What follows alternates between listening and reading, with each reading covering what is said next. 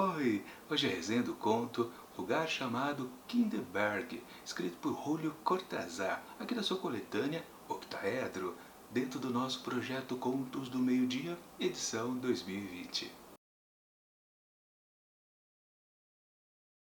Chamado Kinderberger, a traduzir-se ingenuamente por Montanha das Crianças, ou a vê-la como a montanha gentil, a amável montanha. Assim ou de outra maneira, uma aldeia a que chegam de noite vindos de uma chuva que lava raivosamente a cara contra o para-brisa. Um velho hotel de galerias profundas, onde tudo está preparado para o esquecimento do que continua lá fora, batendo e arranhando. O lugar, enfim, poder trocar de roupa, saber que está bem, tão protegido. E a sopa na grande sopeira de prata, o vinho branco, partir o pão e dar o primeiro pedaço à Lina, que recebe na palma da mão como se fosse uma homenagem. E então sopra por cima dela, sei lá porquê, mas tão bonito ver que a franja de Lina se levanta um pouco e treme como se o sopro envolvido pela mão e pelo pão fosse levantar a cortina de um diminuto teatro, quase como se a partir daquele momento Marcelo pudesse ver surgir em cena os pensamentos de Lina, as imagens e as recordações de Lina, que sorve sua sopa saborosa, soprando, sempre sorrindo. Assim começa Lugar Chamado Kinderberger, escrito por Julio Cortázar, que, ufa, suei para ler esse primeiro parágrafo do texto, bom? Conta a história deste talvez casal, Marcelo e Lina. Eu digo talvez porque, sinceramente, depois que eu passei por todo esse texto aqui, eu não consegui definir exatamente o que diabos eles são. Sério. No primeiro momento, né, nesse início de história aqui, a gente pensa que é um casal tradicional, sei lá, talvez em férias, viajando por aí, chegando nesse lugar chamado Kinderberger, tudo bem. Depois, num certo momento, a gente percebe que talvez eles não sejam um casal, né?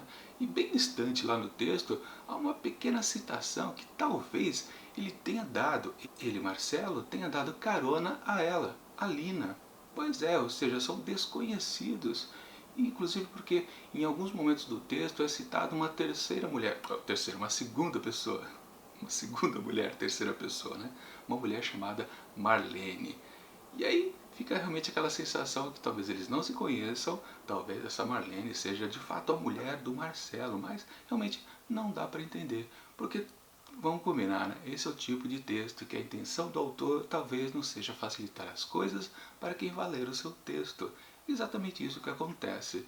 Não temos muitas explicações a respeito da história, se é que a gente pode chamar de história, que está acontecendo aqui nesta pequena narrativa de Julio Cortázar. Realmente é difícil de entender as coisas, principalmente porque todo esse texto está apoiado naquela coisa super tradicional, tradicional não, né? Super inquietante, acho que é melhor que eu devo dizer a respeito dele, que é o fluxo de consciência. Sim, quem narra a história está dentro de um certo fluxo de consciência. Quem narra a história não é Marcelo nem é Lina, é uma terceira pessoa. Aliás, não pessoa, é uma terceira entidade, um terceiro ser ou coisa parecida. Na verdade, não é nenhum dos dois. Mas durante essa narrativa aí, feita num certo fluxo de consciência, dá para perceber que de vez em quando aparece uma frase do Marcelo ou da Lina ali no meio, o que provoca um certo incômodo que a gente percebe, peraí, isso aqui é uma fala de um dos personagens, não é? Sim, é exatamente isso. Mas depois isso passa. Realmente só está pingado aqui e ali durante todo o texto algumas frases que aliás não dizem nada. É só um pequeno cotidiano que está acontecendo ali entre os dois, aquele suposto casal que me parece, pelo menos foi a minha impressão final, que realmente eles não se conheciam, são belos estranhos uns aos outros. Como também em outro momento aqui do texto. Deixa eu já falar uma coisa para vocês. Eu estou praticamente dando muitos spoilers a respeito dessa história, porque realmente era um pouco assim, como direi, o que vale nela é exatamente o momento que ela não diz a que veio. E então esses detalhes que eu estou dando, nem dá para considerar como, tipo, estou estragando a tua leitura. Não, não estou estragando a leitura de ninguém, porque na verdade você vai ter que pescar com muito esforço essas informações aqui para quem gosta de uma história com começo, com meio e com um fim. Pois sim, né, quando a gente tem um texto de fluxo de consciência, na verdade a gente raramente encontra alguma coisa que realmente tem essa estrutura super clássica.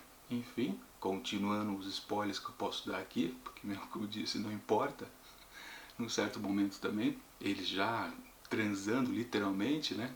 um pouco mais tarde ali, dentro desse hotel que eles fazem a parada, a gente percebe que Marcelo pergunta para ela: você está fazendo isso meio que como uma gratidão. Não sei, gratidão do quê? De ter dado carona para ele? Para ela? Não dá para saber também. Ou seja, são coisas realmente jogadas bem espaçadamente a respeito desses personagens. Porque no decorrer de todo o texto, na verdade, só tem uma certa viagem e um fluxo de consciência que a gente sabe que não leva a lugar nenhum, não chega a lugar nenhum, não vai para lugar nenhum e, aliás, não está em lugar nenhum, né? Porque, vamos combinar, não serve para nada. Pelo menos, minha opinião.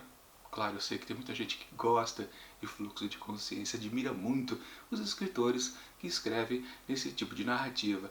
Eu pessoalmente realmente não gosto, eu fico entediado para falar a verdade, e esse tipo de texto raramente eu leio mais de uma vez.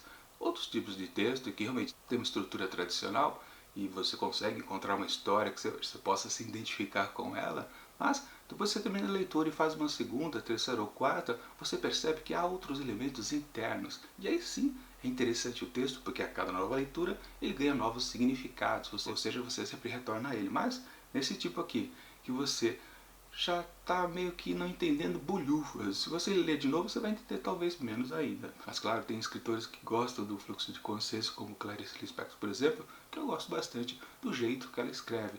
No fundo, ela faz um fluxo de consciência bastante interessante. Aliás, eu comparei outro dia os escritos dela com o da Virginia Woolf. Eu acho que talvez a Virginia, ela até tem um estilo que eu até gosto um pouquinho mais do que da própria Clarice. Mas de qualquer forma, o que eu quero dizer é que nos textos de fluxo de consciência da Clarice Lispector, eu consigo achar algumas coisas interessantes para serem lidas. Porque até uma ideia que me pegou agora, quando eu terminei de fazer a leitura desse conto aqui, que talvez nem dê para chamar de conto, é que exatamente eu não gosto de textos que têm o fluxo de consciência, mas gosto de texto onde a gente percebe uma consciência de fluxo. Sacar a ideia que eu quero apresentar aqui para vocês dos textos da Clarice Lispector, a gente percebe que há uma consciência de um fluxo, ou seja, a gente percebe, a gente consegue entender o que ela está querendo dizer quando ela vai entrando cada vez mais dentro de uma espiral em torno de um tema básico, ela vai recriando aquele tema enormemente. Mas, no caso desse texto aqui do Julio Cortázar, é aquele tipo de coisa que é jogada para todos os lados, é tiro para todos os lados, ou seja, literalmente, eu até falo, a brincadeira que eu sempre proponho, né? Esse tipo de texto, lê uma página, depois pula 3, lê, volta mais 2, lê, depois pula 7 para frente, lê, pula 4 para trás, você vai perceber que tanto faz a ordem que você lê esse texto, porque ele está tão fragmentado que ele realmente não quer dizer nada, nunca. É isso, é só uma sacanagem na verdade que os escritores que gostam desse tipo de narrativa fazem com a gente, que às vezes considera como uma coisa meio elitista. Literalmente ele quer discursar para bacanas que realmente também não vão entender o que está escrito, mas vão falar que nossa, que coisa bonita, que coisa sensível. Mas enfim, dá para achar alguma coisa aqui a respeito desse casal, quase casal, talvez Marcelo e Lina aqui dentro? Bom, tem umas certas repetições de ideias aqui no texto, duas referências importantes. A primeira ao Archie Chappe, que eu não sabia quem era.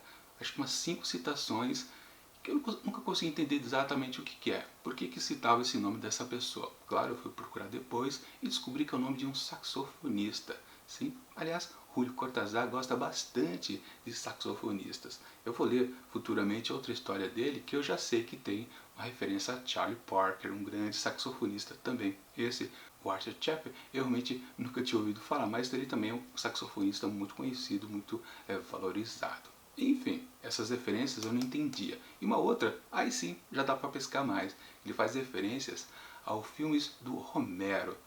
Ele não diz exatamente quais filmes são esses, mas são aqueles filmes de zumbis. E na verdade a gente percebe que esse casal aqui meio que são zumbis. Na verdade eles estão andando por aí quase sem vida nenhuma. Ou seja, são seres mortos. Traduzindo, era isso que Julio Cortázar queria dizer com esse conto aqui. Apenas isso. Mostrar um casal que anda perdido no mundo, desilusões amorosas, outras cositas mais, mas eles se sentem mortos-vivos caminhando pela noite. Ou pelo dia, tanto faz. Estão mortos mesmo, não importa. Essa a metáfora que ele queria dizer aqui nesse texto, mas precisava complicar tanto, na verdade, para quem entende a referência do Romero, O cineasta Romero, diretor desses filmes, famoso por ter feito A Noite dos Mortos-Vivos e muitas outras variações desse tema dos zumbis, entende perfeitamente qual é a do casal. Já a outra referência do Archer Chap realmente não dá para entender. Não consigo mesmo atinar o que possa ter relação com esses dois casais. Talvez o tipo de música que o saxofonista desenvolvia na sua carreira tenha a ver com esse sentimento, ou é apenas uma citação mais bem pessoal do autor. Julio Cortázar gostava de saxofonistas. Colocou então um ali no meio do seu texto, com uma coisa meio nebulosa, talvez. Enfim, de novo, é realmente um texto que parece não querer se comunicar com os leitores. Sorte de quem consegue entender alguma coisinha, porque se não entender, você pode posar de bacana e falar: nossa, que sensibilidade, que profundidade de texto. Eu não entendi nada, mas é bonito, tá? Fazer o quê? Portanto, para Lugar Chamado Kindberg, escrito por Julio Cortázar, eu atribuo apenas 2 asteriscos. Eu até podia dizer que é bem mediano e ficar com 2,5 asteriscos, mas na verdade eu fiquei tão entediado e eu quero exatamente esquecer que eu li isso aqui, que eu vou atribuir então mesmo só 2, que está muito bom. Bom, ainda falando nessa vertente, né, de você ficar curioso por um autor e às vezes não está gostando do que ele escreve, eu preciso lembrar que amanhã temos textos de Fernando Pessoa e aqui nessa coletânea o Banqueiro Anarquista e outros contos escolhidos. Por enquanto ainda não topei com um texto que eu falo: puxa, esse aqui eu realmente gostei e está valendo o livro. Eu acho que por enquanto não aconteceu por aqui. Já aconteceu inclusive aqui no livro do Cortázar Octaedro, já teve um conto aqui que eu achei sensacional e vale a leitura do livro. Mas por enquanto do Fernando Pessoa ainda não estamos a conferir. Amanhã a gente vê mais uma análise do próximo conto aqui desse livro. Ah, lembrando, né, os dois livros, tanto esse aqui quanto do Julio Cortázar, eu deixo aqui na descrição do vídeo, link para você poder adquirir através da Amazon, que é minha parceira de compra e venda. E se você estiver curioso a respeito desses dois autores, compra por esse link porque acaba ajudando o canal. Enfim, enquanto o próximo vídeo não chega do autor português, eu deixo aqui do lado dicas de outras resenhas que já aconteceram aqui dentro do projeto Contos do Meio Dia, edição 2020. E tchau!